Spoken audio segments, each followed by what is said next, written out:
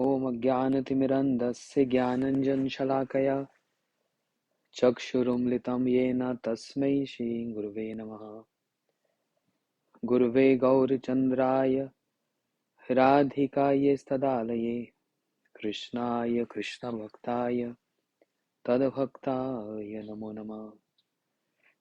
वाञ्छाकल्पतरुभ्यश्च कृपा सिन्धुभ्य च पतितानां पावनेभ्यो वैष्णवेभ्यो नमो नमः। नमो महावदन्याय कृष्ण प्रेम प्रदायते कृष्णाय कृष्ण चैतन्य नामने गौरतुष्वे नमः। हे कृष्ण करुणा सिंधु दीनबंधु जगतपते गोपेश गोपीकांत राधाकांत नमोस्तुते। तप्त कांचन गौरांगी राधे वृंदावनेश्वरी वृषभानुसुते देवी प्रणमामि हरिप्रिये।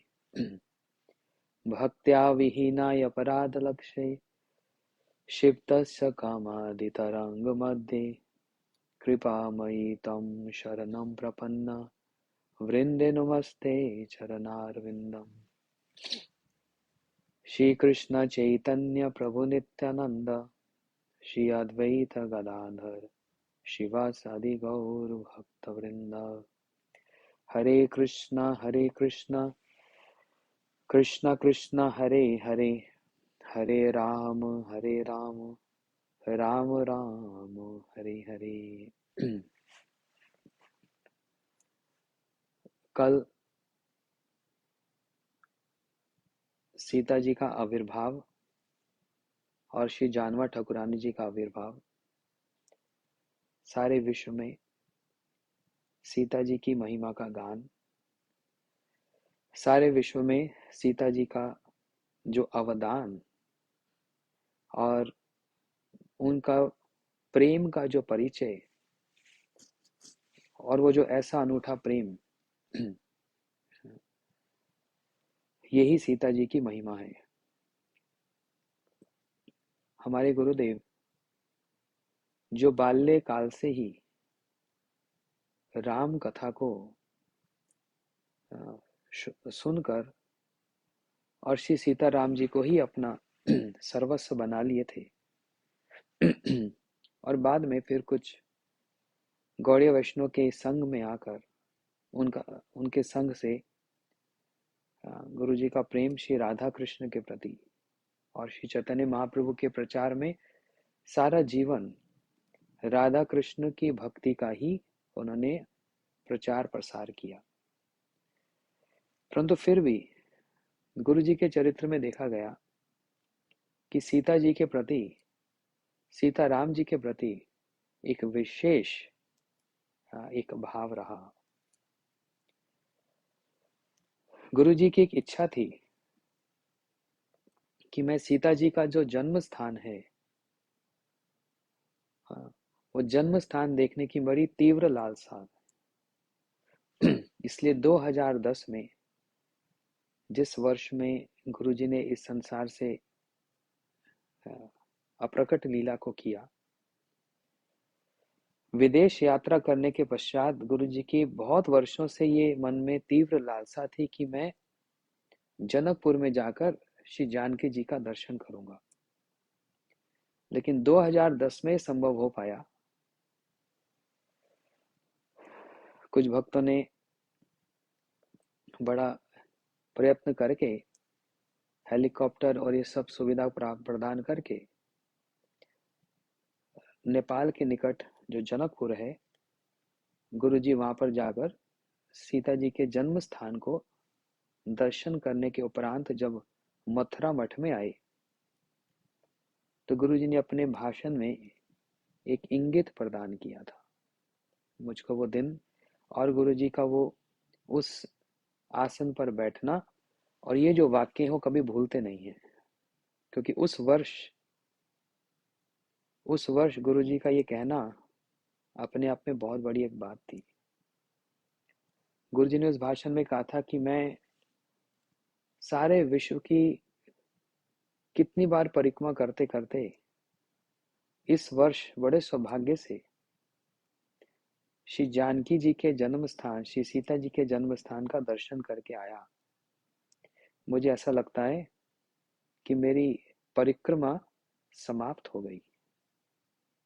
देखो, ये गुरु जी के मुख से वचन निकले थे, मुझे अभी भी स्मरण है।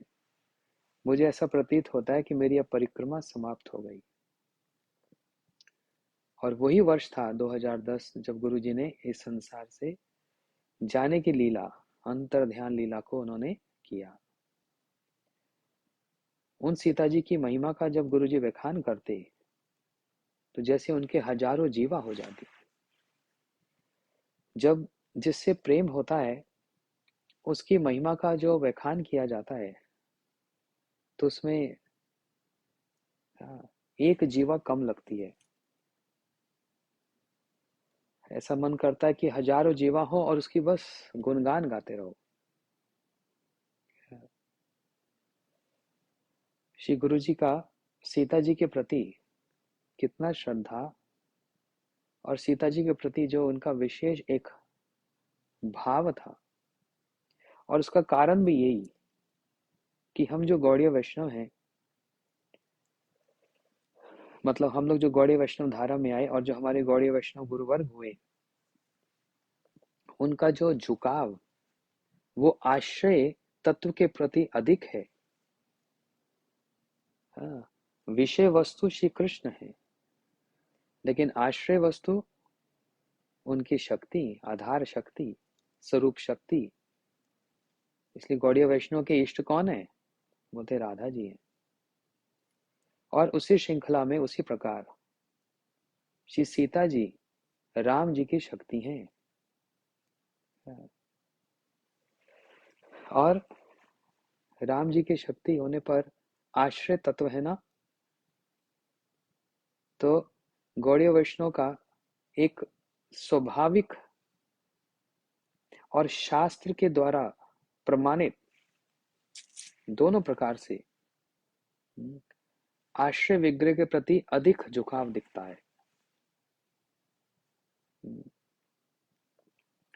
तो गुरु जी सीता जी की महिमा का वर्णन करते, और कितने वैष्णव लोगों ने सीता जी की महिमा का वर्णन किया, जो कहाँ से आरंभ की जाए और कहाँ उसका समापन हो, क्योंकि उनकी महिमा अनंत है।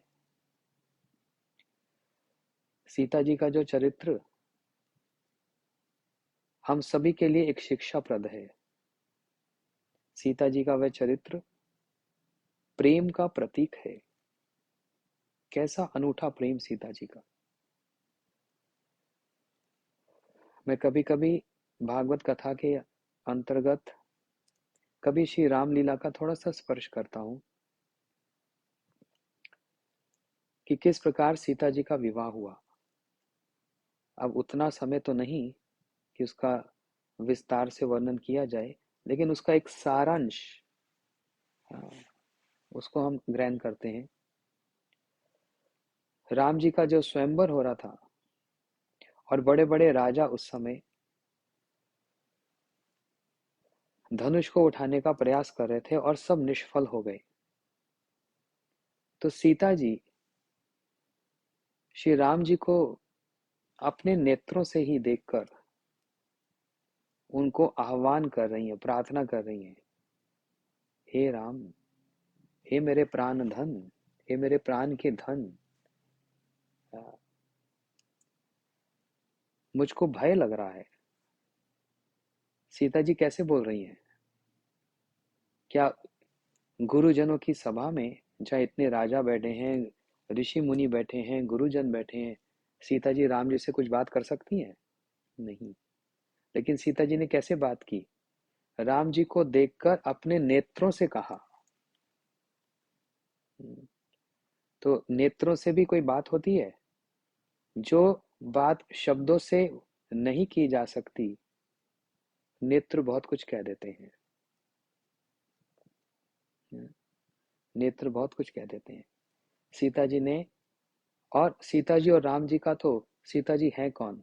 श्री राम जी की स्वरूप शक्ति है, और उनमें तदात्म्य है। तदात्म्य का मतलब होता है वननेस, और उसका मतलब क्या? जो सीता जी के मन का भाव वो राम जी समझ रहे हैं, और जो राम जी के मन का भाव वो सीता जी समझ रहे हैं। कहने की भी आवश्यकता नहीं, दोनों एक दूसरे के भाव को भली भांति समझ रहे हैं। सीता जी ने अपने हृदय से और उन आंखों के उन नेत्रों से श्री राम जी को कहा कि मुझको भय लग रहा है। और भय क्या, इतने बड़े बड़े राजा यहाँ पर, इतने बलवान राजा ये धनुष उठाने आए, कहीं किसी ने धनुष उठा लिया और स्वयंवर में मुझको जीत लिया तो फिर मेरी क्या गति होगी। सीता जी का ये जो भय है, देखो हर एक शब्द का और हर वाक्य का इतना गहरा अर्थ है कि उसको यदि विस्तार करने लग गए तो ना तो सीता जी के जन्म कथा को, उनके वैशिष्ट्य को हम समझ पाएंगे, उनकी महिमा को समझ पाएंगे, और हमारा तो बृहद भागवतमृतम तो अक्षय तृतीया के इस श्रृंखला में कहाँ रह गया। अभी प्रथम श्लोक भी पूरा नहीं हो पाया, परंतु करे तो करे क्या। हमारे गुरुजनों ने, विशेष करके गुरुजी ने इतना इतना इतना कथा को कहा है कि उसको नापना और उसको दोहराना भी एक जन्म में संभव पर नहीं हो पाएगा। इसलिए खैर, सीता जी को मन में ये भय क्यों है? क्या सीता जी राम जी के पराक्रम से क्या परिचित नहीं है कि राम जी आकर तुरंत ही उस धनुष को उठा लेंगे, प्रत्यंचना चढ़ा देंगे और वो तोड़ भी सकते हैं? कि राम जी के बल से सीता जी अवगत नहीं है? तो फिर मन में भय क्यों? इस प्रकार मन में जो भय होता है वो भय भी प्रेम का ही प्रतीक है। अच्छे से समझना पड़ेगा। श्री राधा कृष्ण गोलोक वृंदावन से इस जगत में क्यों आते हैं? श्री सीताराम जी अपने नित्य धाम साकेत से इस धाम पर क्यों आते हैं? क्या साकेत में और गोलोक में कोई कम आनंद है जो यहाँ पर आना पड़ेगा? नहीं। तो क्यों आते हैं ये लोग? इस जगत को ये सिखाने के लिए कि प्रेम क्या होता है, और इनके इस प्रेम को देखकर हमारा भी आकर्षण हो जाए और हमारे अंदर एक ग्रीड, एक लोभ जाग जाए। हाँ, और वही लोभ रागानुगा भक्ति का एकमात्र कारण है। उसी से ही हाँ, इनकी प्रेम सेवा प्राप्त हो सकती है, और वही हमारे जीवन का लक्ष्य है। तो प्रेम क्या होता है इसको समझाने के लिए, दिखलाने के लिए ही श्री राम जी और सीता जी तो विवाह के बंधन में बंधे। वो बंधन नहीं है, अपनी इच्छा से उन्होंने बंधन को स्वीकार किया। लेकिन श्री कृष्ण का क्या राधा जी के साथ विवाह हुआ? नहीं हुआ। श्री कृष्ण का 16,108 रानियों के साथ विवाह हुआ, लेकिन एक तरफ वो सब रानियां, और उनकी भी महिमा कोई कम नहीं है। हम कभी अपराध ना कर बैठे कि रुक्मिणी सत्यभामा जी की महिमा कम है, लेकिन जब कंपैरिजन करते हैं, जब तराजू पे तोलते हैं, तो वो तोल में फिर पता लगता है। हाँ, वो कौन सा तराजू बोलते हैं? प्रेम का तराजू। उसमें पता लगता है कौन सा पलड़ा भारी है। ऐसे तो प्रेम सबका ही है। हाँ, श्री राम जी, श्री कृष्ण सबसे, सब भक्तों से प्रेम करते हैं। कितनी गोपियां हैं। अच्छा, विपक्षा भी है। विपक्षा मतलब जो राधा जी के विपक्ष वाली है, चंद्रावली इत्यादि। तो श्री कृष्ण का तो सबके साथ प्रेम है, लेकिन राधा जी का प्रेम किसके साथ है? श्री कृष्ण का इतनी गोपियों के साथ आदान प्रदान है, रेसिप्रोकेशन है। जो उनसे प्रेम करेगा उनको प्रेम करना ही पड़ेगा। आप, हम लोग इस बात को अच्छे से समझेंगे। जो श्री कृष्ण से प्रेम करना चाहेगा और अपने मन के भाव उनको अर्पण करेगा, वो बाध्य हैं, वो ना नहीं कर सकते। उनको स्वीकार करना पड़ेगा। लेकिन राधा जी का प्रेम किसमें है? बहुत लोगों में है क्या? राधा जी का प्रेम एकमात्र श्री कृष्ण में ही है, बस। इसलिए श्री कृष्ण कहते हैं, मैं आपके प्रेम का पार नहीं पा सकता। हाथ जोड़ लेते हैं, मस्तक झुका लेते हैं, अपने मोर मुकुट को, वंशी को राधा जी के चरणों में अर्पण कर देते हैं। जिस मोर मुकुट और वंशी की इतनी महिमा की, उसी से कृष्ण का परिचय प्राप्त होता है। यही श्री कृष्ण का अभिमान है। क्या? मोर मुकुटधारी, ये अभिमान है श्री कृष्ण का। उस अभिमान को भी राधा जी के चरणों में झुका देते हैं। मतलब, क्योंकि वो राधा जी कौन है? प्रेम की प्रतीक है। इसलिए श्री राधा जी का श्री कृष्ण से विवाह तो नहीं हुआ, रुक्मणी सत्यभामा के से हुआ, लेकिन श्री कृष्ण का प्रेम किससे अधिक है? राधा जी से है। ये उनका स्वभाव है। देखो, सबका जो विषय जाति होते हैं उनका अपना स्वभाव है, जो आश्रय जाति है उनका अपना स्वभाव है। विषय जाति मतलब जो भोक्ता है, श्री कृष्ण भोक्ता है, उनका अपना स्वभाव है। उनको, वो किसी को ना कह ही नहीं सकते। कैसे, किस मुख से ना कहेंगे? वे विवश हैं, ना नहीं कर सकते। लेकिन राधा जी का अपना स्वभाव है, वो प्रेम की प्रतीक है। उनका किसी और से प्रेम है? किसी और से प्रेम नहीं। उनके एकमात्र प्रेमस्पद वस्तु कौन है? श्री कृष्ण है। उनका सुख ही उनका कृष्ण भी नहीं है, ये भी हम समझेंगे बात को। श्री कृष्ण भी नहीं है उनका प्रेम। श्री कृष्ण का प्रति जो उनका प्रेम है, वो ही उनका सब कुछ है। श्री कृष्ण भी नहीं है, लेकिन श्री कृष्ण के प्रति जो प्रेम है, वो ही राधा जी का सब कुछ है। इसका मतलब क्या हुआ? अब इसका बहुत गहरे अर्थ है, बहुत समय चाहिए। 3-4 घंटा भागवत हो, बड़े इसके विस्तार हैं इसके। तो सीता राम जी हो या फिर राधा कृष्ण हो, इस जगत में आकर प्रेम की शिक्षा, प्रेम किसको कहते हैं? इसलिए भले ही गोलोक में राधा कृष्ण एक साथ विराजमान है, लेकिन इस पृथ्वी पर जब आते हैं तो राधा जी के साथ विवाह नहीं है, और राधा जी का विवाह किसी और से है, लेकिन प्रेम किससे है? एकमात्र श्री कृष्ण से। इसको कहा जाता है परकीय भाव। समझना बात को, जो लोग, कुछ भक्त लोग नए हैं। सीता राम जी का जो प्रेम है वह है स्वकीय भाव। स्वकीय मतलब जहाँ विवाह का बंधन है। और राधा कृष्ण का जी को जो प्रेम है, उसका शब्द, उसका नाम है परकीय भाव, जहाँ पर विवाह का संबंध नहीं है, जहाँ पर एकमात्र प्रेम का संबंध है। तो साधारण भाषा में कोई कहेगा प्रेम तो प्रेम है, रुक्मिणी सत्यभामा का भी वैसा ही है, राधा जी का भी है। और वृंदावन में तो एक भजन, एक भजन चलता है, ऊल पटांग, जो भी जिसके मन आता है सब गा देते हैं बस। कोई सिद्धांत नहीं पता, कोई विचार नहीं पता। हाँ, क्या एक भजन था, कुछ ऐसे था कि राधा क्यों जले, ऐसे कुछ एक भजन था।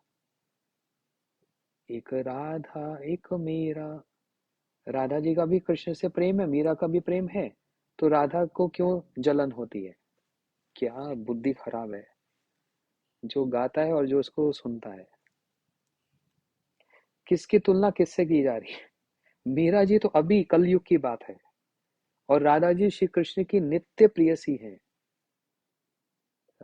इन दोनों की कहीं कंपैरिजन है? दूर दूर तक कहीं कंपैरिजन नहीं है, कोई तुलना ही नहीं है। और राधा जी को जलन होती है? राधा जी को अगर ऐसी ईर्ष्या हो किसी से, हम और आप कोई भी कृष्ण से प्रेम और कृष्ण की भक्ति नहीं कर सकते।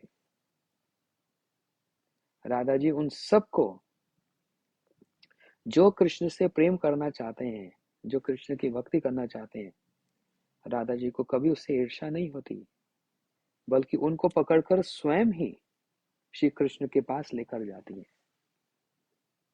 जो मेरे प्यारे से प्रेम करे, हाँ, वो मेरा भी प्यारा है।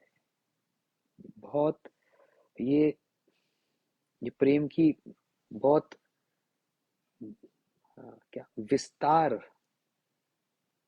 संकुचित, नैरो माइंडेडनेस नहीं है। एक जनरल टर्म यूज कर रहा हूँ, ब्रॉड माइंडेड। और कितना गहरा वो प्रेम है। जो मेरे कृष्ण, मेरे श्याम सुंदर से प्रेम करना चाहता है, श्री राधा जी उनको पकड़कर स्वयं श्री कृष्ण के सामने लेकर आती है। नहीं तो अगर उनमें यदि ईर्ष्या हो, हम में से कोई कृष्ण से प्रेम या कृष्ण की भक्ति नहीं कर सकता।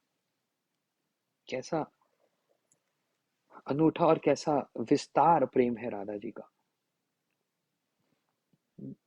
कैसा विस्तार है। अच्छा, श्री कृष्ण से प्रेम करने वाले तीन तीन माधुर्य वाले कौन? मथुरा में कुब्जा, द्वारका में रानिया, और ब्रज में वृंदावन में राधा जी।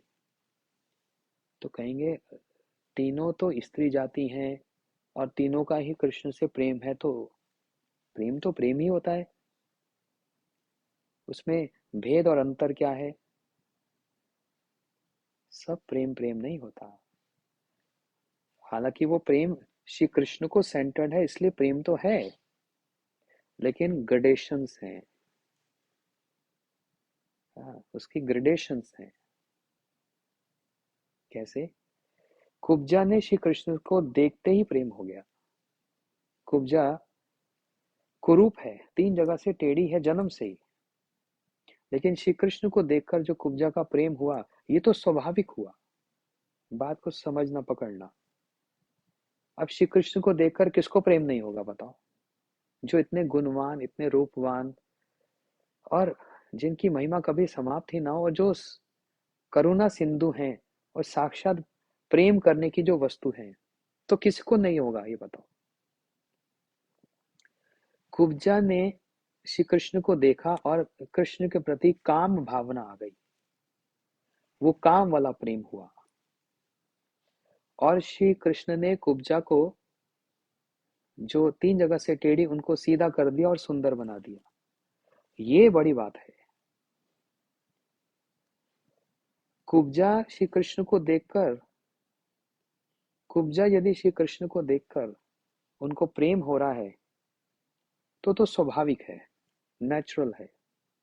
लेकिन श्री कृष्ण कुब्जा को देखकर जो प्रेम कर रहे हैं, ये उनका बड़प्पन है। और वो बड़प्पन क्या है? कुब्जा ने यदि अपना प्रेम श्री कृष्ण को देना चाहा, तो श्री कृष्ण ने बिना विचार किए कि कुब्जा सुंदर नहीं है, ये कुरूप है, ये तीन जगह से टेढ़ी, ऐसा कोई विचार किया, तुरंत उस प्रेम को स्वीकार कर लिया। ये इनका स्वभाव है, ये मना नहीं कर सकते।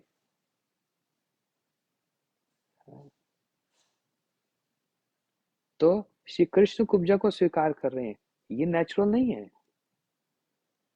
हाँ, ये इनका बड़प्पन है कि इनकी दृष्टि में कौन सुंदर है, कौन सुंदर नहीं है, ये विचार तो है ही नहीं। जहां पर प्रेम की बात है, वहां पर ये तो विचार रहता ही नहीं है। ये तो कल हमने सुना था, राधा जी कह रही है जब विचार किया जाएगा तो वो प्रेम प्रेम है ही नहीं। हाँ, तो श्री कृष्ण कुब्जा जी को स्वीकार कर रहे हैं, ये बड़प्पन है।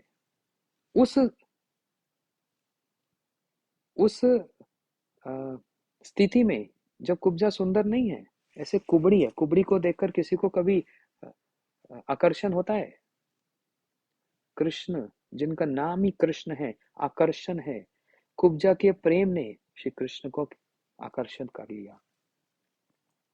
तो ये जो प्रेम है, ये आ, कहेंगे सी कैटेगरी का प्रेम, सबसे छोटा प्रेम, लेकिन तब भी प्रेम है, क्योंकि कृष्ण उसके सेंटर हैं, कृष्ण उसके केंद्र बिंदु हैं, इसलिए वो प्रेम है।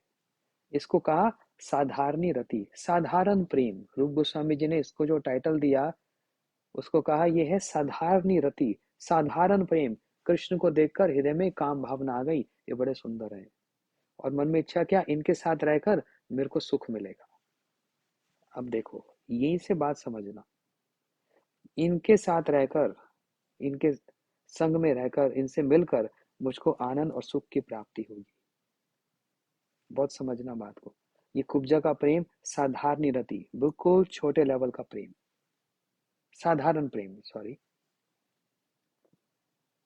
क्योंकि वहां पर कृष्ण को सुख देने की इच्छा नहीं हो रही। क्या इच्छा हो रही है, इनके साथ रहकर मुझको सुख मिलेगा। इसकी उसकी जो कैटेगरी बताई गई, साधारण रति। इससे ऊपर वाला जो प्रेम है वह द्वारका की रानियों का प्रेम।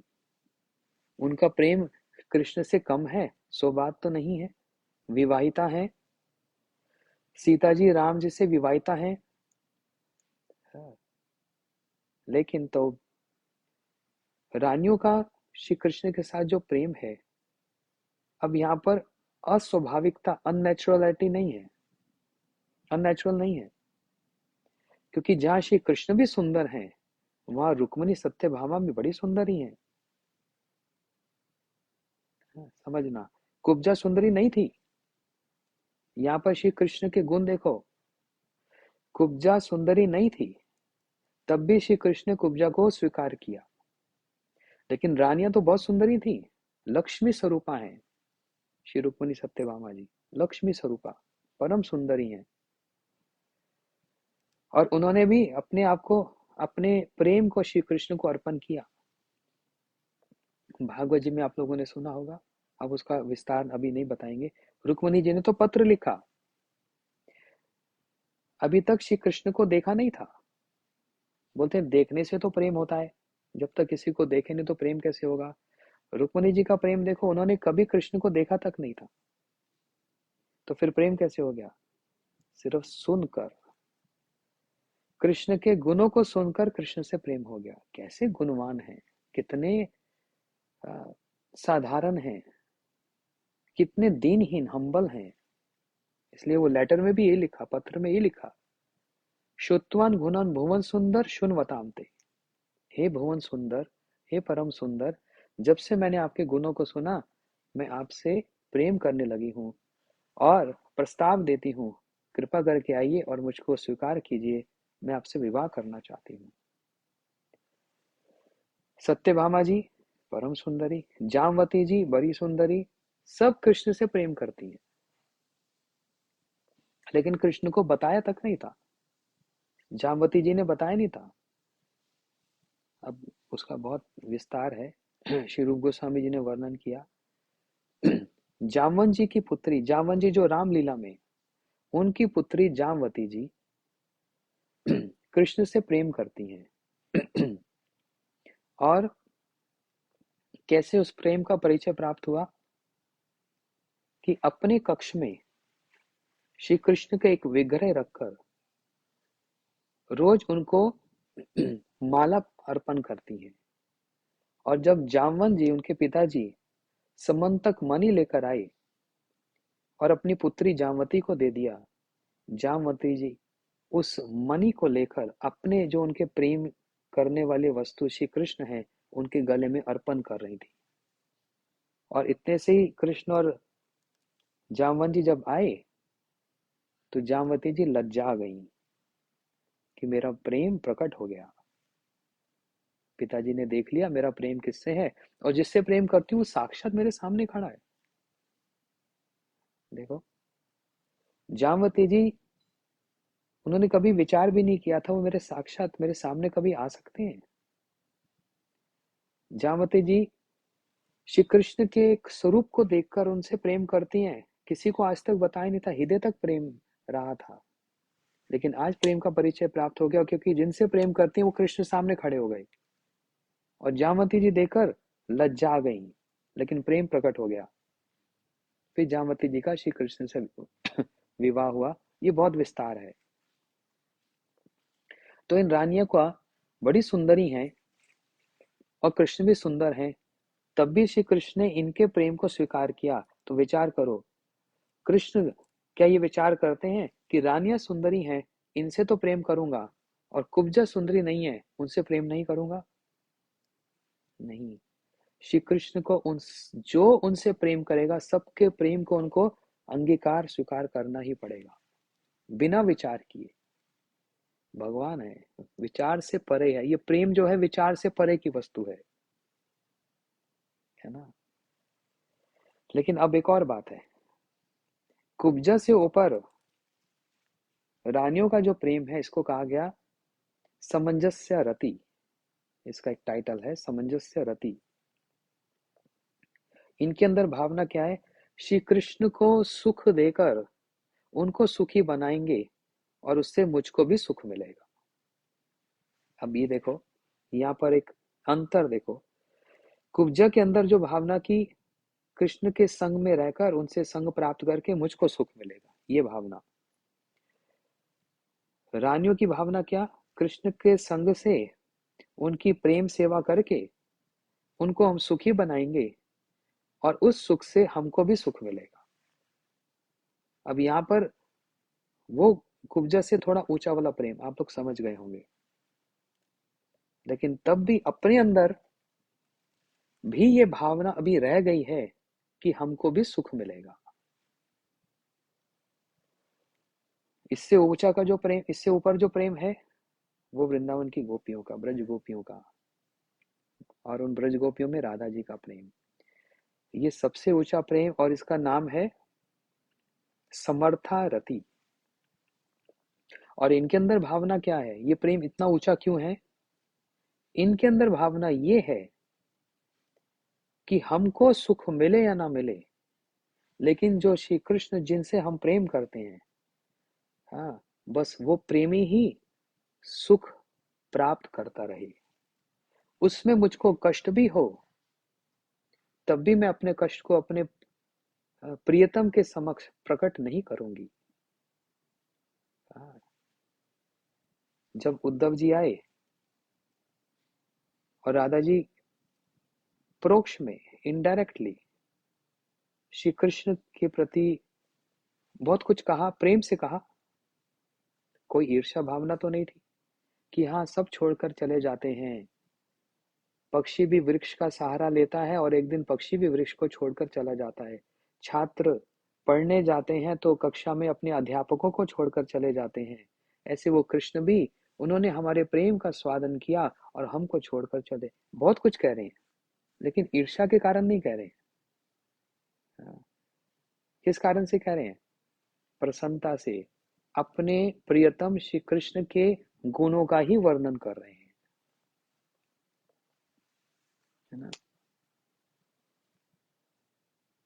तो राधा जी का, ब्रज वृंदावन की गोपियां और उनमें भी राधा जी का जो प्रेम है, उसमें अपने सुख की, हमारे आचार्य वर्णन करें, गंध मात्र भी नहीं है।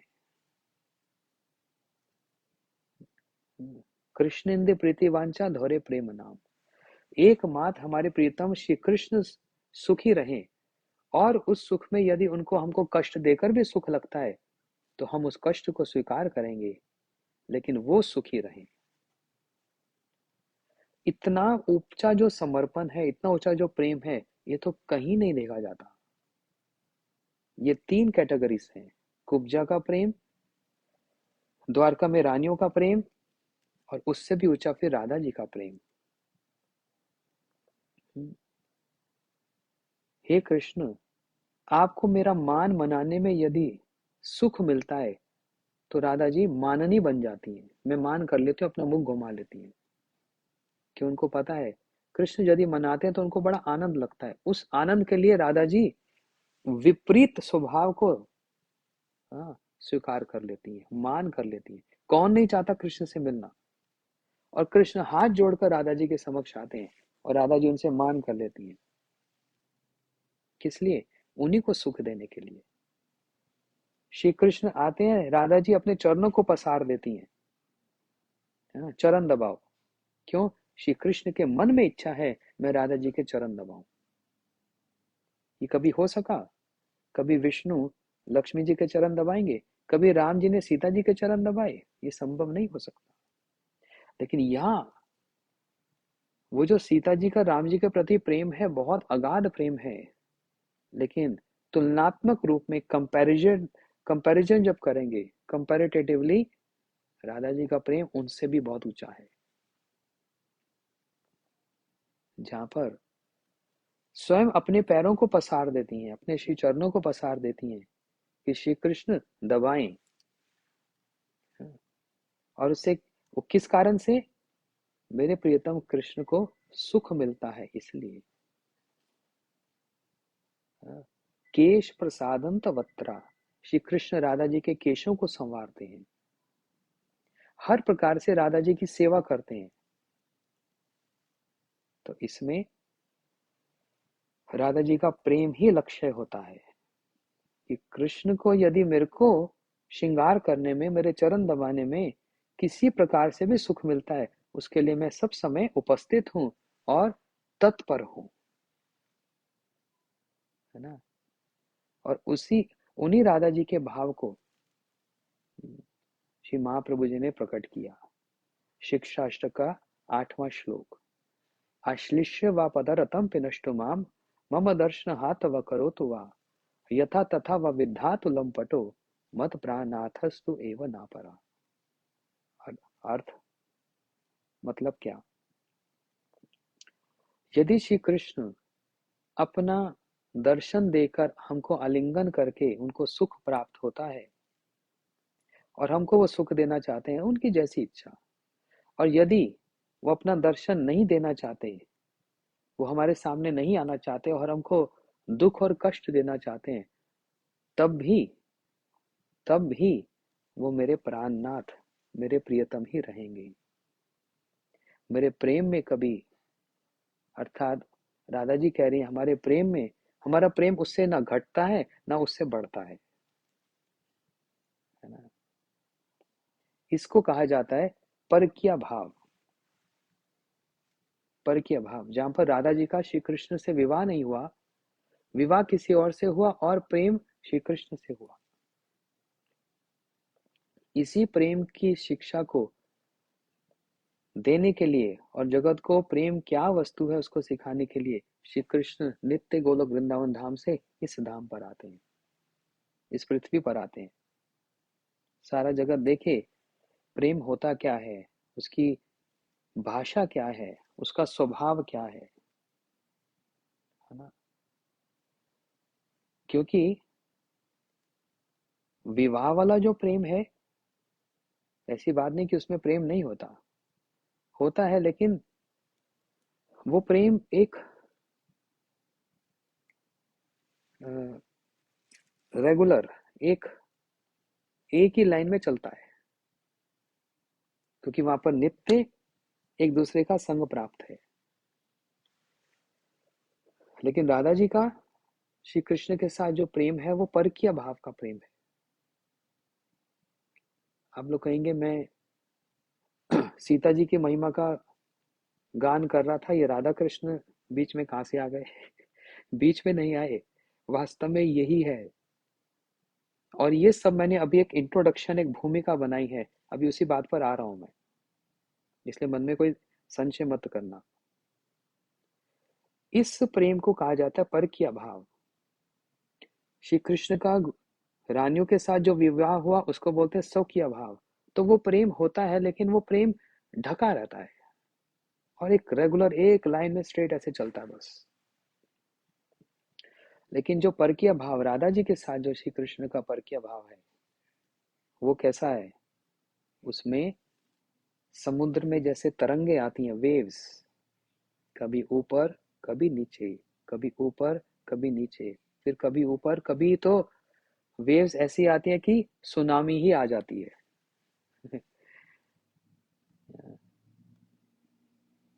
और बड़े वैष्णवों ने, वृंदावन के बड़े ज्येष्ठ सीनियर वैष्णव व्याख्या करते हुए बताते हैं कि गोलोक वृंदावन में और फिर इस पृथ्वी पर जो भगवान ने लीला की, दोनों में क्या भेद हुआ? प्रेम तो वहां भी था राधा कृष्ण का, प्रेम यहाँ पर भी है राधा कृष्ण का, तो क्या अंतर हुआ? तो अंतर यही है कि वहां पर वो जो प्रेम है, देखो राधा कृष्ण में भी जो वहां पर जो प्रेम है वो एक नदी की भांति एक उसमें रिपल्स तो आती हैं, क्या बोलते हैं, जैसे नदी में पत्थर फेंको तो उसमें जो तरंगे होती हैं, चारों तरफ जो तरंगे ऐसी आती हैं, तो गोलोक में भी राधा कृष्ण जी के जो प्रेम में वो नया नया नयापन होता है और उसमें तरंगे तो आती हैं, लेकिन वहां पर कभी सुनामी नहीं आती। लेकिन जब इस पृथ्वी पर, इस धराधाम पर राधा कृष्ण का जो प्रेम है, इसमें सुनामी तक आ जाती है, जिसमें श्री कृष्ण ही डूब जाते हैं उस प्रेम में। तो इसको कहा जाता है परकीय भाव। और इसमें नित्य नवयमान, हर क्षण वो प्रेम नया नया लगता है, हर क्षण, क्योंकि वहां पर सब समय मिलने का सुयोग प्राप्त नहीं होता। ये जो मैं कुछ कह रहा हूं, मैं कुछ अपने मन से नहीं कह रहा। उज्जवल नीलमणि में हमारे श्री रूप गोस्वामी जी इसका वर्णन करते हैं। हाँ, कि परकीय भाव जो आप लोग सीख रहे हैं उनके लिए भी थोड़ा सा बतला देता हूँ। स्वकीय भाव वो जो कृष्ण के साथ विवाह हुआ, परकीय भाव वो जहां पर विवाह नहीं है लेकिन प्रेम है।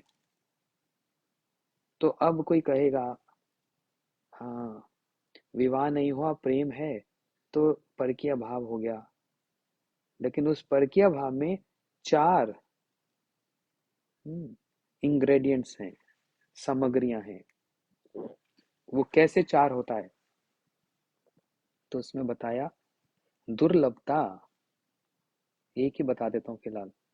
दुर्लभता मीन्स मतलब मिलना बड़ा दुर्लभ हो जाता है, बड़ा दुर्लभ हो जाता है मिलना। श्री कृष्ण राधा जी से मिलना चाहते हैं। राधा जी विवाहिता हैं, अपने ससुराल में जावट में रहती हैं और सारा दिन कृष्ण का ही चिंतन करती रहती हैं। हर घर में हर काम, या धोने अवाने लेपने, कुछ भी काम करती हैं घर के जो स्वाभाविक, लेकिन चिंतन सब समय कृष्ण का ही बना रहता है। हे कृष्ण हे यादव हे सखेति, गोविंद दामोदर माधवेति।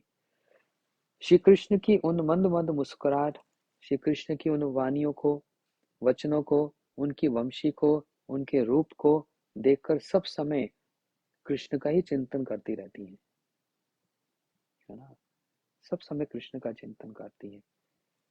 लेकिन मिलना स्वाभाविक नहीं होता, मिलना स्वाभाविक नहीं होता, बड़ा दुर्लभ हो जाता है। वही दुर्लभता जो है वो प्रेम को बढ़ा देती है, इसलिए उनको वो जो प्रेम सब समय नया ही लगता है, नित्य नवीन नया लगता है। रानियों के साथ होता है लेकिन इतना नहीं। लेकिन वृंदावन की गोपियां और उनमें भी फिर राधा जी का जो प्रेम, वहां पर मिलन में इतनी दुर्लभता है, इसलिए राधा जी श्री कृष्ण को यदि मिलने जाना है तो कैसे जाती हैं, बहाने बना बनाकर। अपनी सास जावट से कहती हैं, ओ हम सब मिलकर सूर्य पूजा करने जा रही हैं, हाथ में थाल लेकर, उसमें फूल माला और पूजा की सामग्री लेकर। हाँ, जो व्रज में जो सूर्य कुंड है, जहाँ पर हम लोग कार्तिक में दर्शन करने जाते हैं, सूर्य कुंड में जाकर सूर्य देव की, सूर्य भगवान की पूजा करने का बहाना बनाने जाते हैं। लेकिन वहां सूर्य देव है कौन? वहां पर श्री कृष्ण होते हैं। वो सारी सामग्री श्री कृष्ण के लिए ले जाती हैं। इसलिए जहां पर बहाने बनाकर, कुछ ना कुछ बोलकर, है ना, श्री कृष्ण मिलने जाया जाता है। इसलिए कोई ये बोल सकता है, अच्छा राधा जी भी झूठ बोलती हैं अपने ससुराल में। कोई कहेगा अच्छा कृष्ण तो बहुत झूठ बोलते हैं, और एकदम स्पष्ट झूठ राधा जी के सामने। किसी और सखी गोपी के यहाँ से आकर राधा जी को बोलते हैं कि नहीं, मैं तो आपसे ही प्रेम करता हूँ। हाँ, तो कोई कह सकता है अच्छा, फिर जब राधा कृष्ण झूठ बोलते हैं तो हमको बोलने में क्या जाता है? कोई ये भी कह सकता है अरे हाँ, मैं तो कभी झूठ बोलता नहीं हूँ, मैं तो सब समय सच ही बोलता हूँ, और मैं झूठ कभी बोलने की आदत नहीं है, इसलिए मैं कभी झूठ बोल भी नहीं सकता। लेकिन समझना पड़ेगा, क्या सभी झूठ झूठ होता है? उसके पीछे जो तात्पर्य है, उसके पीछे जो इंटेंट है, उसको देखा जाता है। जैसे एक उदाहरण के रूप में, एक कसाई एक गाय को मारना चाहता है, या फिर इसी के साथ रिलेटेड एग्जांपल उदाहरण और समझ लो, एक महिला के पीछे कुछ हाँ गुंडे लग गए। अब यहाँ गाय भी भाग रही है, वहां पर वो महिला भी भाग रही है अपने प्राण बचाने के लिए, अपनी लज्जा बचाने के लिए, और उनके पीछे कसाई वो सब सब लोग भाग रहे हैं, और हम उसको देख रहे हैं। हाँ, और वो आकर यदि कहे भाई हमको कहीं छिपा लो ना, मेरे प्राण संकट में हैं। अच्छा अच्छा बहन इधर छिप जाओ, मेरे घर में आ जाओ, इधर छिप जाओ। और वो लोग पीछे से आए, ए भैया यहाँ किसी महिला को भागते हुए देखा? हाँ देखा तो था, वो उधर उस तरह उस दिशा में गई है। झूठ बोला ना? क्या ये झूठ है? इसके पीछे जो इंटेंट है वो झूठ नहीं है। इसलिए बड़े सूक्ष्म विचार से, बहुत सटल विचार से समझना पड़ता है पीछे की भावना क्या है। उसके प्राण बचाने हैं, उसके लिए वो झूठ झूठ नहीं, वो सच ही माना जाएगा। तो इसलिए कभी भी वो भावना नहीं रखनी चाहिए कि राधा जी सूर्य पूजा के लिए झूठ बोलकर आती हैं, श्री कृष्ण भी झूठ बोलकर आते हैं। ये झूठ नहीं, ये परम सत्य है। क्योंकि दोनों कौन है? श्री कृष्ण शक्तिमान और राधा जी उनकी शक्ति, और दोनों का वो प्रेम जो जगत को सिखाने के लिए आए, उसमें कितना निर्मलता है, स्वच्छता है, प्योरिटी है। तो ये अंतर है, कुब्जा का प्रेम, द्वारका की रानियों का प्रेम, और यहाँ पर फिर राधा जी का प्रेम। इसलिए राधा जी का प्रेम सर्वश्रेष्ठ है, और वृंदावन में सारे राधे राधे ही बोले, और सभी मुनिंद वृंद वंदिते त्रिलोक शोक हारिणी, सभी राधा जी के चरणों की वंदना करते हैं। कोई कहे अरे वो राधा जी जो झूठ बोल बोल कर अपने पति को छोड़कर, अपने ससुराल को छोड़कर अकेले श्री कृष्ण से मिलने आती हैं, वो कितना बड़ा झूठ बोलती हैं। तो देखो जो इतना बड़ा झूठ बोलती हैं, वो बड़े बड़े उद्धव जी, ब्रह्मा जी, शिव जी, नारद जी उन राधा जी के चरणों की वंदना करते हैं, और उनकी चरण की एक धूल प्राप्त करने की, अपने मस्तक पे धारण करने की कितनी लालसा रखते हैं, तपस्या करते हैं उसके लिए। क्यों? क्योंकि वो झूठ नहीं है, वो परम सत्य है। हाँ, वो प्रेम का सत्य है। इसलिए बड़े सूक्ष्म विचार हैं। तो इसी प्रकार सीता जी भी,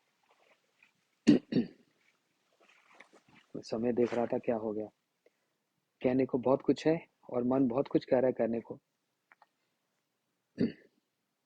उसी प्रकार सीता जी भी है, राम जी की विवाहिता हैं, राम जी से अथाह प्रेम है, लेकिन तो भी उस दुर्लभता में क्या आनंद है, क्या सुख है, वो राम जी भी स्वाद करना चाहते हैं, और वो ये भी चाहते हैं कि सीता जी भी उसका स्वाद करें।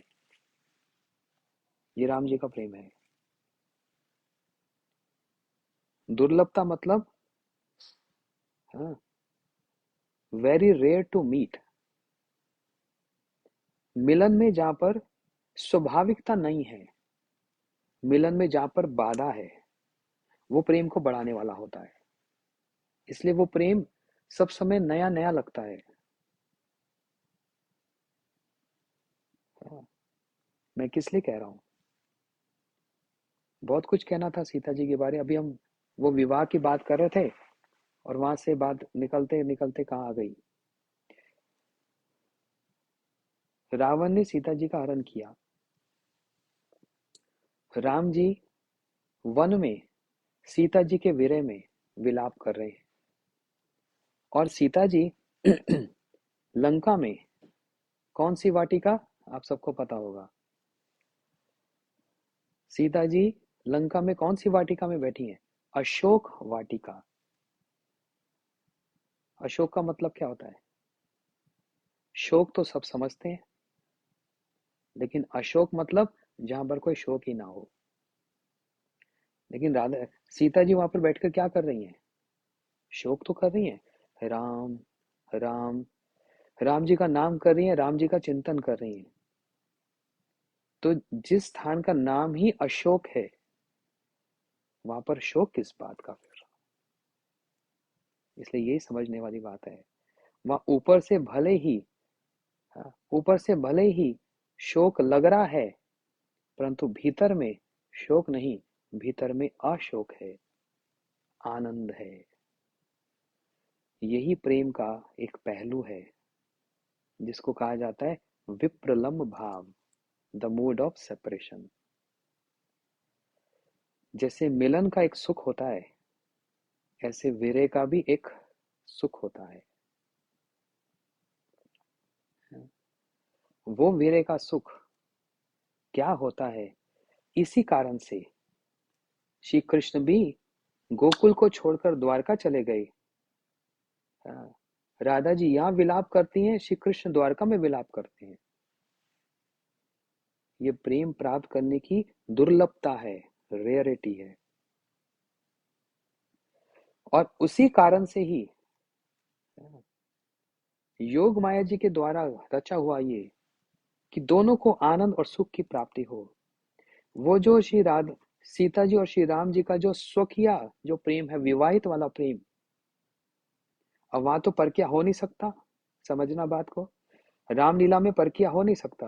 राम जी किसी और विवाहिता के साथ प्रेम नहीं कर सकते, क्योंकि उन्होंने व्रत ले रखा है, एक पत्नी व्रत। सीता जी ही एकमात्र उनकी विवाहिता है। अब राम जी ये तो कर नहीं सकते कि किसी और से प्रेम करेंगे। सीता जी की और राधा जी की तो बात ही नहीं है। उनका तो प्रेम बस एकमात्र अपने प्रियतम श्री राम जी के प्रति और श्री कृष्ण के प्रति, और कहीं है ही नहीं। तो उनकी बात तो रहने ही दें। हमारे विषय विग्रह जो राम जी और श्री कृष्ण हैं। श्री कृष्ण परकीय भाव का स्वादन कर सकते हैं, विवाहिता के साथ प्रेम कर सकते हैं, क्योंकि लीला पुरुषोत्तम है। लेकिन राम जी तो वो भी नहीं कर पाएंगे। उनका तो व्रत है ना, एक पत्नी व्रत। अब सीता जी उनकी विवाहिता है ना, है ना। सीता जी उनकी विवाहिता है। राम जी किसी और के पास जा नहीं सकते। हालांकि स्वरूप नखा ने भी राम जी को प्रस्ताव दिया, राम जी ने कभी स्वीकार नहीं किया। हालांकि जनकपुर में सीता जी की सखियों ने राम जी के रूप को देखकर जब उनको आकर्षण हो गया, उन्होंने प्रस्ताव दिया, राम जी ने स्वीकार नहीं किया। ऐसे बहुत से उदाहरण। तो राम जी वो परकीय भाव तो कर ही नहीं पाएंगे। सीता जी के साथ स्वकीय रहेगा, सब समय विवाहित वाला संबंध रहेगा। तो फिर वो प्रेम की जो दुर्लभता है, जो वो विरह भाव है, वो जो विप्रलम भाव है, वो जो रेयर टू अटेन वाला भाव है, राम जी फिर उसका स्वाद कैसे करेंगे? और जिस कारण से वो आए हैं यहाँ पर साकेत धाम से, ये मुख्य कारण है। बाकी सब गौन है, रावण को मारना, असुरों को मारना, ये सब सेकेंडरी। मुख्य कारण क्या? इस रस का स्वाद लेना। क्या दुर्लभता क्या है प्रेम की? वो जो सेपरेशन है, विप्रलम भाव, उसमें क्या स्वाद आता है। भगवान उसके लिए ललायत हो जाते हैं और उसमें उनको सुख मिलता है। और अपनी शक्ति सीता जी को भी वही सुख देना चाह रहे हैं। ये क्या सुख है? ये क्या आनंद है? तो ये है प्रेम का आनंद, क्योंकि इसमें प्रेम सब नयापन, नित्य नवयमान लगता है। तो सीता जी अशोक वाटिका में राम राम और राम जी का चिंतन कर रही हैं, दिन रात राम जी का चिंतन और उनका नाम। दूसरी ओर श्री राम जी क्या कर रहे हैं?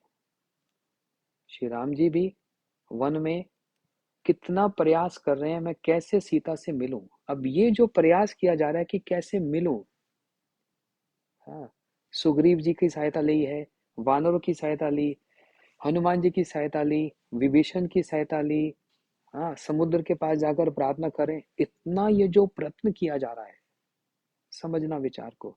मैं रामलीला नहीं सुना रहा, उसके सार को पकड़ रहा हूं। बड़े उमंग आ रहा है आज। ये जो इतना एंडेवियर्स और इतना जो प्रयत्न किया जा रहा है, सेतु बंधन किया जा रहा है, पुल बनाया जा रहा है, विभीषण जी की सहायता ली जा रही है, किस किस की सहायता ली जा रही है, उसके पीछे प्रयोजन क्या है? सिर्फ रावण को मारना नहीं। यदि वो अपनी भगवत्ता पर आ जाए श्री राम जी, तो क्या वो समुद्र लांग नहीं कर सकते? जो साकेत धाम से यहाँ आ सकते हैं, वो थोड़े किलोमीटर समुद्र पार नहीं कर सकते? जो लोगों को भव सागर पार करा सकते हैं, वो एक सागर को पार नहीं कर सकते? कुछ किलोमीटर का ही तो है। लेकिन वो इतना सारा जो प्रयत्न किया जा रहा है, इतना सारा वो जो प्रयास किया जा रहा है, उसका तात्पर्य, उसका उद्देश्य क्या है? सीता जी से मिलन। और उसी परिश्रम में, परिश्रम नहीं कहूंगा, उसी प्रयास में, हाँ, हर उस एक प्रयास में सीता जी का दर्शन प्राप्त हो रहा है।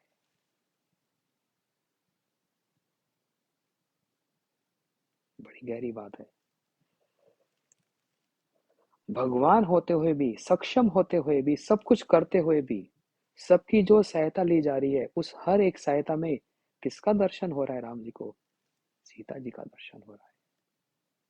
उस सबके कार्य के पीछे किसका, कौन उनके हृदय में है? बोलते सीता जी हैं बस। और सीता जी का मतलब सीता जी का प्रेम है बस। इसलिए अपनी इच्छा से ही और योग माया जी के सहायता से विच्छो हुआ, और इस प्रेम में एक बाधा आई। जैसे डैम होता है ना, हमारे भारत में डैम है, नालंदा डैम और ये सब होता है। डैम में क्या करते हैं? पानी को रोक देते हैं, पानी को रोक देते हैं। लेकिन जैसे ही उसको उठाया जाता है, अब पानी रुका हुआ है यहाँ पर डैम के कारण, लेकिन जैसे ही उसके वो अपलिफ्ट किया जाए, जैसे उसको उठाया जाता है, वो पानी का जो भाव, जो पहले एक स्मूथ चल रहा था, एक प्रकार से चल रहा था, वो भाव फिर वैसी स्मूथनेस से नहीं चलता। जैसे डैम को उठाया जाता है, उस पत्थर को उठाया जाता है, जो पानी का भाव, वो 10 गुना ज्यादा स्पीड से बढ़ता है आगे।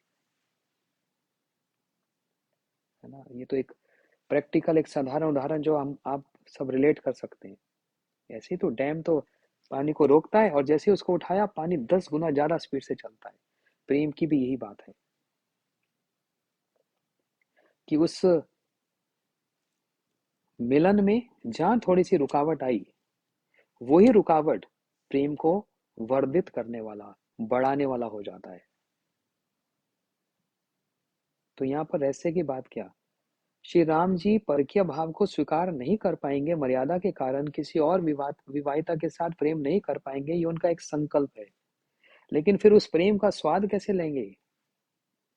तो इसलिए, हाँ, सीता जी को लंका और राम जी यहाँ पर वन में, और इतने सारे जो प्रयास किए जा रहे हैं, है ना? और राम जी वन में, उनकी क्या दशा?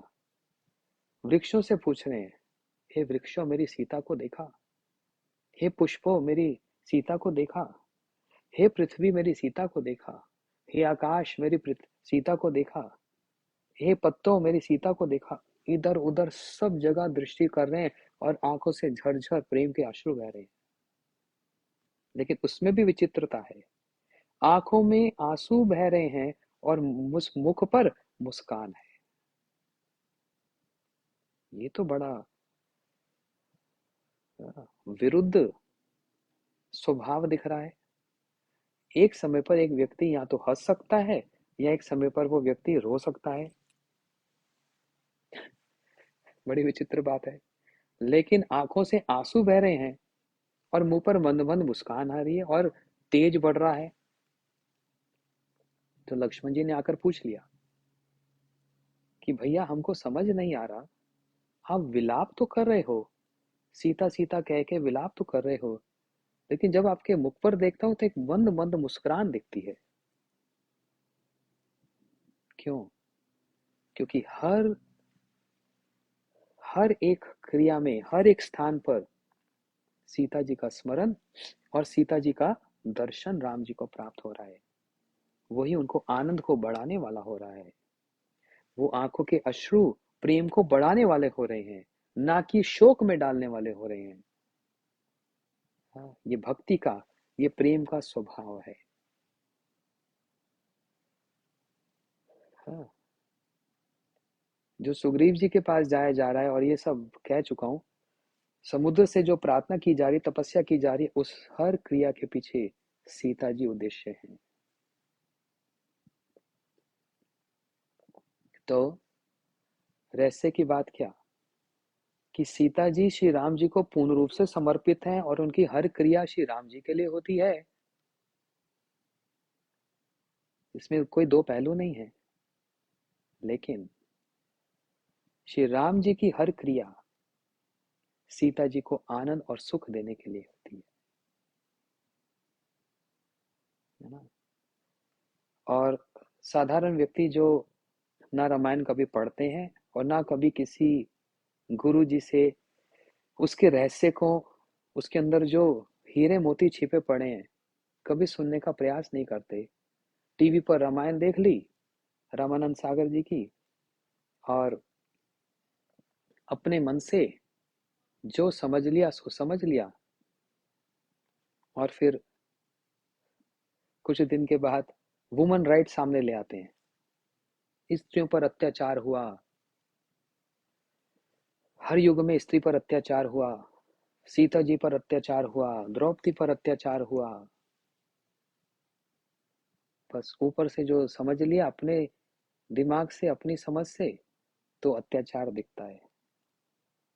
लेकिन कभी गुरु जी के पास बैठकर, किसी संत के पास बैठकर सच में यदि प्रश्न करो या फिर उनसे सुनो, तो पता लगेगा उन क्रियाओं के पीछे अत्याचार नहीं है, उन क्रियाओं के पीछे उन दोनों का प्रेम है, जिसको सिखलाने के लिए, दिखलाने के लिए वो इस जगत में आते हैं, है ना। वहां अत्याचार नहीं है, अपनी इच्छा से किया गया, उस प्रेम का स्वाद लेने के लिए और प्रेम की भाषा को समझाने के लिए। क्या राम जी का सीता जी के प्रति प्रेम ध्वंस हुआ? क्या सीता जी का राम जी के प्रति प्रेम ध्वंस हुआ? नहीं, वो प्रेम और गाढ़ा और हाँ, वृद्धि को प्राप्त हुआ। लेकिन कोई कहे रामलीला में तो देखा गया सीता जी का अधिक समय राम जी के साथ नहीं निकला, विवाहिता होने पर भी राजरानी बन गई, राजकुमारी बन गई, वन में चली गई और रावण ने हरण कर लिया, इत्यादि जो भी हुआ। फिर सीता जी की जब रावण का वध हुआ, सीता जी के साथ राम जी का मिलन हुआ। देखो फिर वो मिलन हुआ, अयोध्या लौट कर आए। हाँ, लेकिन जिस कारण से, जिस उद्देश्य से इस पृथ्वी पर आना है, क्या उस वीरे का स्वाद लेने के लिए उसका कोई कारण तो बनेगा। इसलिए राम जी ने सीता को नहीं त्यागा। किसने त्यागा? राम जी ने सीता को नहीं त्यागा, राजा ने सीता जी को त्यागा। अयोध्या के जो राजा हैं उन्होंने सीता को त्यागा, राम जी ने सीता को नहीं त्यागा। राजा ने मर्यादा देखकर, अपवाद जो हो रहा था उस कारण से सीता जी को त्यागा और अपनी मर्यादा की प्रतिष्ठा रखी, लेकिन कभी राम जी ने सीता जी को त्यागा? त्याग किसको कहते हैं? राम जी ने कभी राम जी ने कभी अपने हृदय से सीता जी को कभी छोड़ा या उनको भूले? सीता जी से अलग रहकर भी राम जी क्या करते हैं? स्वर्ण सीता बनाकर उन सीताओं को देखकर रोते हैं। क्या राम जी वहां पर बड़े सुख से बैठकर राजभोग करते हैं? सीता जी का सब समय चिंतन करते हैं, सब समय सीता जी का चिंतन करते हैं। लेकिन राजा की एक मर्यादा का वहां बंधन है ना? तो राम जी ने त्यागा है, राजा ने त्यागा है, राम जी ने नहीं त्यागा, है ना? और फिर लव कुश के कहने पर सीता जी जब फिर दरबार में महल में आई और राम जी के साथ जब उनको इतने समय के बाद देखा, वो प्रेम का फिर जो एक लहर का ऊंचाव आया, यही तो प्रेम का एक स्वभाव मैं बतला रहा था। समुद्र की लहर की तरह जो उताव चढ़ाव, ज्वार भाटा, हाई टाइड लो टाइड, ये सब चलता रहता है। इसी इसी से समुद्र की वो एक शोभा है कि वहां वेव्स आती हैं, वहां पर लहरें होती हैं। नदी में लहरें नहीं होती, वहां पर बस तरंगे होती हैं, थोड़ी थोड़ी थोड़ी थोड़ी। एक पत्थर फेंको तो तरंग होती है। अच्छा, नदी का पानी ऐसे चल रहा हो तो ऐसे भी तरंग नहीं होगी। जहां उस पर एक पत्थर फेंका तब उसके अंदर वो रिपल्स बनने शुरू हो जाते हैं। तो उस प्रेम में भी यदि थोड़ा सा कुछ होता है तो तरंगे, वो जो रिपल्स हैं, वो देखने लग जाती हैं। जब पत्थर नहीं फेंको तो तरंगे तो होंगी नहीं उसमें, वो एक ही लाइन में स्मूथली नदी बहती रहती है। एक पत्थर फेंको तो देखो वो उसके अंदर ही है, लेकिन प्रकाशित हो जाती है, मैनिफेस्ट हो जाती है, वो जो रिपल्स है। तो उस प्रेम में भी नित्य धाम श्री गोलोक में, श्री साकेत में, वो प्रेम एक स्ट्रीम में बहता है। हाँ, थोड़ा सा कभी कोई एक पत्थर उसमें आ जाता है, थोड़ा सा पत्थर, मतलब आप समझ रहे होंगे भावना को, उसमें थोड़ा सा कुछ रुकावट आती है या फिर मिलन हो नहीं पाता, तो राम जी कहीं विजय पर, कहीं प्राप्त करने, कहीं युद्ध में इधर जाएं उधर जाएं, किसी कार्य से महल में बैठकर कोई चर्चा करें, सीता जी अपने कक्ष में बैठकर राम जी का, वो छोटे छोटे तरंगे हैं। हाँ, इनकी सभा कब समाप्त होगी और कब मैं राम जी का दर्शन करूंगी, ये छोटी छोटी तरंगे हैं। लेकिन वही साकेत और गोलोक वृंदावन से जब यहाँ आते हैं तो वो नदी नहीं, वो समुद्र का रूप धारण कर लेती है। और वो वेव्स, वो लहरें, ऊंची नीची, ऊंची नीची। हाँ, तो कभी तो वो प्रेम मिलन की पराकाष्ठा को प्राप्त हो जाता है, और वे वही फिर प्रेम फिर कभी, हाँ, ऐसे नीचे चला जाता है। और जो वो नीचे जाता है वो ऊपर उठने के लिए ही नीचे जाता है, फिर ऊपर उठता है ना? यही तो समुद्र की शोभा है, और यही उसका परिचय, यही उसका स्वभाव है। और जैसे समुद्र अगाध है, कोई इसका माप नहीं कर सकता, कोई इसकी गहराई को नहीं नाप सकता, ऐसी जब भगवान यहाँ पर आकर वो प्रेम का प्रदर्शन करते हैं, वो अगाध दिखता है, उसको कोई नाप नहीं सकता, उसकी कोई गहराई को नहीं समझ सकता। हाँ, सीता जी ने फिर राम जी का जब दर्शन किया महल में, फिर वो मिलन की एक उताव, एक उचाव चढ़ा। लेकिन फिर परीक्षा की बात जब सामने आ गई, जो कि परीक्षा पहले हो चुकी है, हाँ, लंका में, लेकिन अपवाद उठा कि लंका में कौन गया था देखने के लिए कि अग्नि परीक्षा हुई कि नहीं हुई। तो राम जी ने अग्नि परीक्षा नहीं लेनी चाहिए, राजा ने अग्नि परीक्षा लेनी चाहिए। अलग अलग रोल हैं, एक ही व्यक्ति का दो अलग रोल हैं। अब इसमें भी बड़ा विस्तार है, तो मुझे लग रहा है रामायण तो शुरू हो जाएगी यहाँ पर। राजा ने प्रजा का अपवाद सुनकर और प्रजा में वो धर्म की मर्यादा बनी रहे, इसलिए परीक्षा की बात कही। राम जी को तो परीक्षा की आवश्यकता ही नहीं है। राम जी को सीता जी की परीक्षा की आवश्यकता ही नहीं है, वहां पर प्रेम में इतने डूबे पड़े हैं राम जी तो। लेकिन फिर जब सीता जी ने वो देखा, अब तो राम जी ने विचार किया, अब तो बस बहुत उतार चढ़ाव देख लिया, बहुत लहरों का स्वाद ले लिया, वीरे का भी मिलन का भी बहुत स्वाद ले लिया, अब तो बस फिर मिलन हो। और अब तो बस फिर मिलन हो तो मतलब क्या, सीता जी ने पृथ्वी को आह्वान किया, क्योंकि सीता जी का जो जन्म वो पृथ्वी से ही हुआ। और अलग अलग कल्प में अलग अलग होता है, कभी तो माता के गर्भ से भी होता है, गुरुदेव बोलते थे। और कभी इस अभी जो त्रेता में 24वीं चतुर्युगी की त्रेता में जनक महाराज जी जब हल चला रहे थे तो पृथ्वी से सीता जी का जन्म हुआ, पृथ्वी से प्राप्ति हुई। तो अलग अलग कल्प में अलग अलग लीला को सुना जाता है। तो वही सीता जी ने पृथ्वी जी को आह्वान किया, हे वसुंधरे, हाँ, मेरे को और ये कष्ट सहन, मैं और ये कष्ट सहन नहीं कर सकती। अब ये भी बात समझ लो, साधारण व्यक्ति जन समुदाय समझेगा मैं और कष्ट सहन नहीं कर सकती, मतलब फिर मेरी परीक्षा ली जा रही है, फिर मेरे पे अविश्वास किया जा रहा है, कितना और होगा, ये कष्ट और मैं सहन नहीं कर सकती। लेकिन वास्तव में सीता जी का अर्थ क्या, हे राम, अब ये विरह और मिलन का ये जो कष्ट है ये असहनीय हो रहा है। हाँ, अब फिर आपसे मिलन करने की बड़ी तीव्र लालसा है। तो उस कथन के पीछे, उस वाक्य के पीछे, उस उन अश्रुओं के पीछे भावना क्या है, वो कौन समझेगा। एक प्रेमी वस्तु की भावना एक प्रेमी वस्तु ही समझ सकता है, और कोई नहीं समझ सकता।